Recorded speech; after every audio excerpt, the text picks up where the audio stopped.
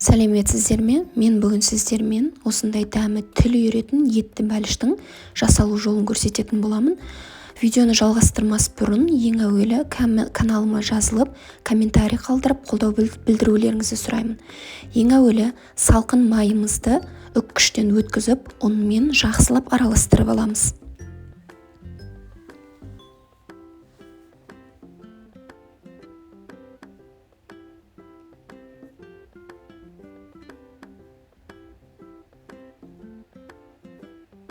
Жақсылап араластырып алдық. Енді қаймағымыздың үстіне тұзды және де разрыхлительді қосып, жақсылап араластырамыз.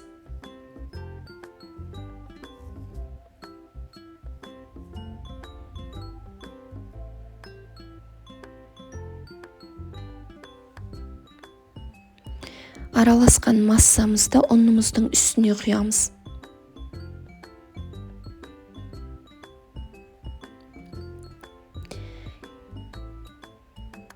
Енді жұмыртқамызды аламыз. Бір жұмыртқаның сарысын алып қалыңыздар, бетіне жаққанға қолданамыз. Жұмыртқамызды ұнымыздың үстіне салып, қамыр илейміз.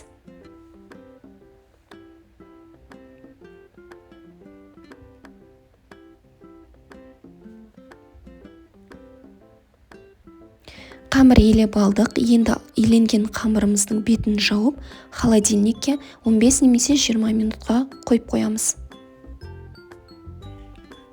Енді бәлішіміздің начинкасына кірісетін боламыз. Бізге картошка, пияз және де фарш керек болады.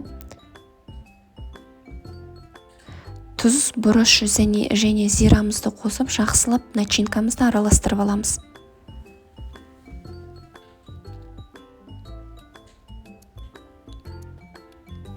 Енді тестаға кірісетін боламыз. Тестамызды екі бөлікке бөліп, бір бөлігін осылай целлофанға салып алып қоямыз.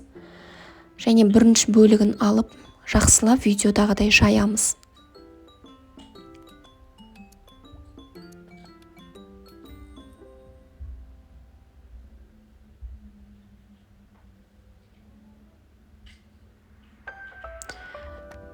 Табамызға салып, видеода көрсетілгендей етіп, начинкамызды жайып шығамыз.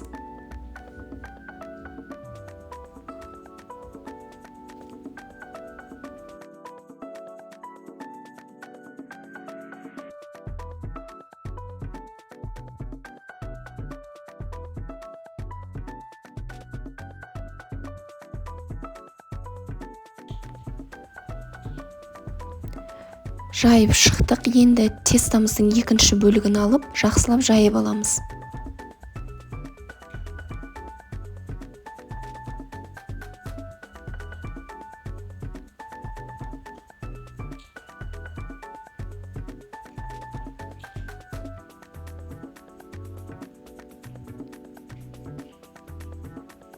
Видеода көрсетілгендей етіп, жайып шығамыз.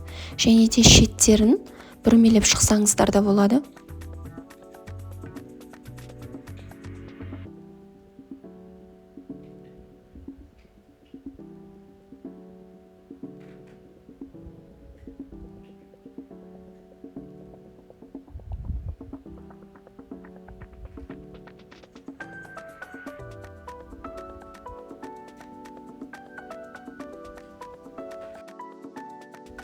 Енді видеода көрсетілгендей бәліштерімізді әр бөлікке бөліп шығасыздар.